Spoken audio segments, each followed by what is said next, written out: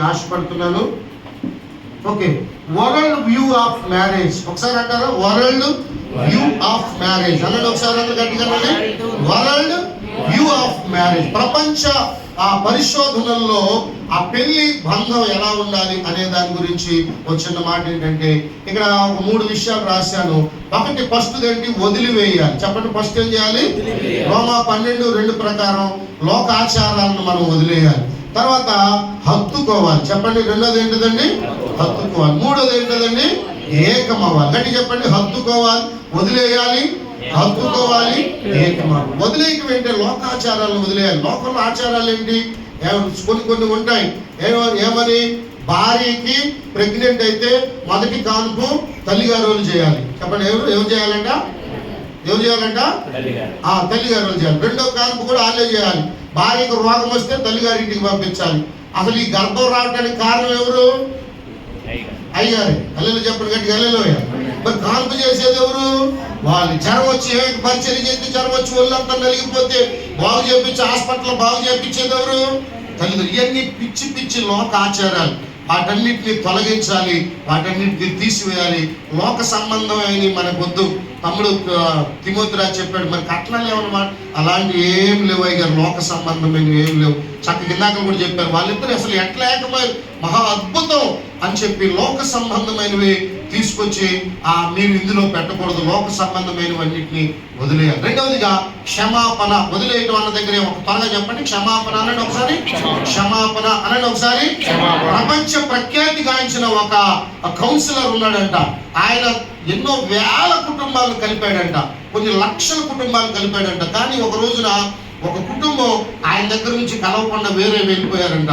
ఇది చూసినటువంటి ఛానల్ వాళ్ళు ఆయన దగ్గరికి వెళ్ళిపోయి, సార్ మీరు ప్రపంచ ప్రఖ్యాతిగాంచినటువంటి మరి కౌన్సిలర్ కదా, వీళ్ళిద్దరిని మీరు ఎందుకు కట్టలేకపోయారు, వీళ్ళిద్దరిని మీరు ఎందుకు జత చేయలేకపోయారంటే ఆయన చెప్పాడంట, వాళ్ళ ఇంటర్వ్యూలో ఏం చెప్పాడంటే, వాళ్ళిద్దరిని నేను గదిలోకి తీసుకెళ్లాను, వేరువేరుగా ఇంటర్వ్యూ చేశాను, ఇద్దరిలో తప్పులు కనపడ్డాయి. నేను మొదటిగా భర్త దగ్గరికి వచ్చి, బాబు నీలో కూడా తప్పులు ఉన్నాయి కదా, నీ భార్య దగ్గరికి వెళ్ళి కొంచెం సారీ చెప్పు అంటే ఆయన, నేను మగవుణ్ణి, నేను సారీ చెప్పను అన్నాడంట. ఆయన హలో చెప్పండి, ఏమన్నాడంట? నేను భర్తని, నేను సారీ చెప్పేయండి అన్నాడంట.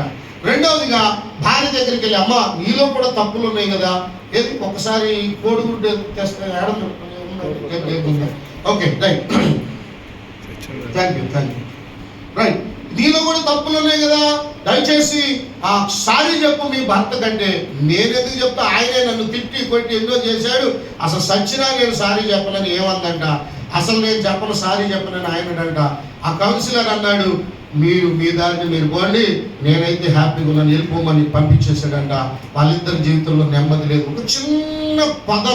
ఒక చిన్న పదం సారీ అనే పదం, నీ శరీరమే తను. ఇద్దరికి గొడవ జరిగితే ఇద్దరు తప్పులు ఉంటాయి కాబట్టి ఖచ్చితంగా ఒకరినొకరు క్షమించుకోవాలి. జరిగిన విషయాలు వదిలేయాలి. చెప్పండి, జరిగిన విషయాలు ఏంటిది? మాటికి తోడుకోవద్దు. మిత్రభేదం కలగజేస్తారు, మాటికి జరిగింది ఎత్తుతారు. కాబట్టి జరిగినవన్నీ వదిలేయాలి. ఏది చిన్న జరిగినా సారీ అన్న తర్వాత లీవ్ ఇట్, దాన్ని వదిలేసి సంతోషంగా మళ్ళీ మీ ప్రేమ భాషల్లో మీరు కలుసుకుని ముందుకు కొనసాగాలని మనవి చేస్తున్నాను.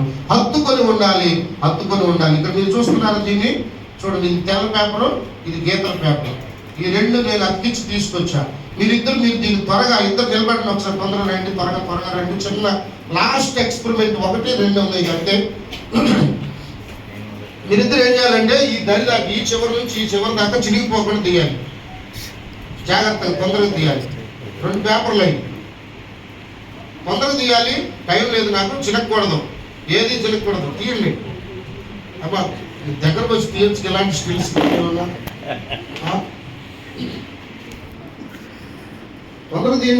తినకూడదు. స్వప్న నువ్వు తీవారు, ఆయనే తీస్తాను. నువ్వు కూడా తీ, సింపాలి, త్వరగా విడదీయాలి. చిరిగిపోతుందా? ఇదిగో చూడండి, మోరీస్కెళ్ళి చిరిగిపోయింది. ఎందుకని చిరగకుండా ఉంటే బాగా, నా మీద రాకుండా ఉండి దాన్ని ఏమేమి చెప్పట్లేదు. అసలు అది ఇప్పుడే తగ్గించుకుంటుంది. నువ్వు కూడా తీ, కొద్దిగా జిప్పు, నువ్వు కూడా పర్లేదు. ట్రై చేయి గట్టిగా. ఓకే, అది ట్రై చేయి గట్టిగా. చాలా ట్రై చేస్తుంది. Very good. బాగానే కాపాడుతున్నాను, నీ బాగా కాపాడుతున్నావు, చింపేస్తున్నావు సార్. తీటి చూడు ట్రై చేయి. త్వరగా కొంచెం ఇంకొక సగం దాకా వచ్చిందా కానీ ఏమన్నా ప్లీజ్ ట్రై. తొందర తీట్లా స్వప్న చాలా తెలివి తీస్తుంది. ఓకే, చాలా సంతోషం. దేవుని స్తోత్రం, హల్లెలూయా. ఇక చూడండి, ఇద్దరు చెప్పేసారు. ఈ ఏమో కూడా కొంచెం పొరలు వేసిపోయినాయి, అంత కరెక్ట్గా అవి రాదు, పలసగా అయిపోయింది. ఇద్దరి దగ్గర చిరిగిపోయింది అనమాట. ఇప్పుడు చెప్పండి, మీరు ఇందాక అయ్యగారు చెప్పారు కదా గ్రీటింగ్స్. దేవుడు జత చేసిన వారిని మనుషుడు వేరు చేయకూడదు. వేరు చేస్తే ఏమైపోతుందంటే ఇలా చిరిగిపోతుంది, జీవితాలు చిరిగిపోతాయి. వీళ్ళిద్దరు వేరైపోయినా ఈమె ప్రభావం ఆయన మీద ఉంటుంది, ఆయన ప్రభావం ఏమి మీద ఉంటుంది. జీవితాంతం వాళ్ళని తిట్టుకుంటూ బతుకుతారు తప్ప ఏముండదు. మన ఎవరు తిట్టకూడదు, మన ఎవరు దూషించకూడదు, మన అందరూ దీవించాలి, ఆశీర్వచనమే పలకాలి తప్ప. నేను అదే కోరుకుంటా. నన్ను ఎవరు తిడుతున్నారు అనుకుంటా ఆ దగ్గరికి వెళ్ళి క్షమాపణ చెప్పి సమాధానం పడతాను తప్ప అలా కోరుకుంటాను. కాబట్టి ఇది ఇప్పుడు జాగ్రత్తగా స్వప్న చాలా ప్రయత్నం అలాగా జాగ్రత్తగా కాపురం చేసుకోవాలి తప్ప ఇలా గబగబ తొందరపడి మాట్లాడేసుకుని చిరిగిపోయేటట్టుగా జీవితం చేసుకోకూడదు. ఒకవేళ విడిపోతే ఒకరి మీద ఒకరి ప్రభావం పడిపోతుంది, జీవితాంతం తిట్టుకుంటూ బ్రతకాల్సి వస్తుంది, మీ జీవితాల్లో నెమ్మది ఉండదు. కాబట్టి దేవుడు జత చేసిందని అసలు చెప్పకూడదు, కలిసి ఉండాలి, ఏకమై ఉండాలి, హత్తుకొని ఉండాలి. దేవునికి స్తోత్రం చెప్తాం గట్టిగా, హల్లెలూయా. రైట్, దీనికోసమే ఇంకొక చిన్న ఎక్స్పెరిమెంట్. ఒకసారి రండి ప్లీజ్ కమ్ ఫార్వర్డ్. నువ్వు రెడీ ఉండాలి, కెమెరామెన్ నువ్వే. కాకపోతే నీకు లైట్లు లేవు, ఒక ఏడాది వరకు 3 లైట్లు ఉన్నాయి.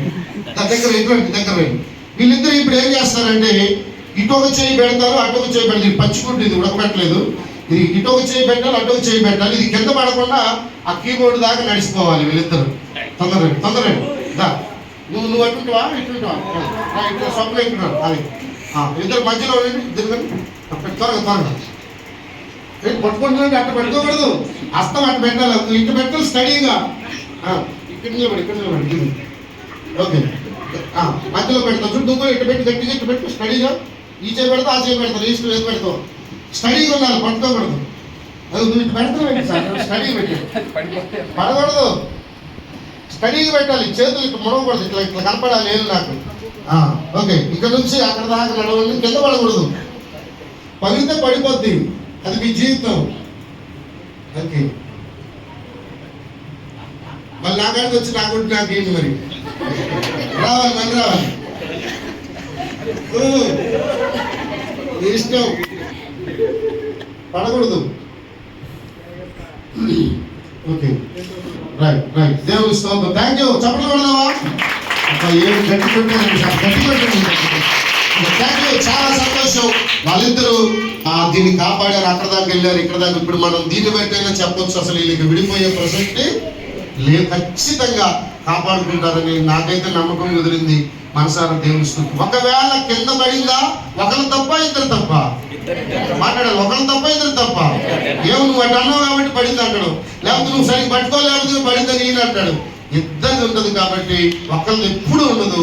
కాబట్టి చాలా జాగ్రత్తగా వీటిని మీరు గుర్తుపెట్టుకుని చాలా ఆ పేపర్ చింపేటప్పుడు అలా చిరిగిపోకుండా మీ జీవితాలు అతకబడి ఉండాలని మనసారా కోరుకుంటున్నాను. దేవునికి స్తోత్రం, హల్లెలూయా. చివరిగా గొడుగులై తెచ్చుకున్నారు.